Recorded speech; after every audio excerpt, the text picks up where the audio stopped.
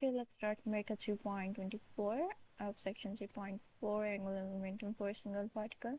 So you can see we have two vectors, vector A and vector B, which form parallelogram. Okay, so what we have to prove that half of this area of the parallelogram, which shows with magnitude of two vectors, is equal to the area of the triangle.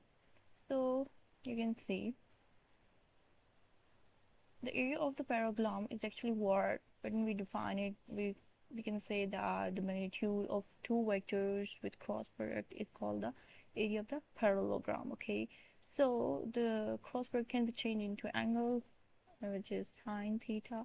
So this is the magnitude of individual term, that's with angle. Okay, so this is the angle between these two vectors. Further, you can see when we talk about the area, triangle area, so area of the triangle is equals to the half of the area of this parallelogram. Or we can say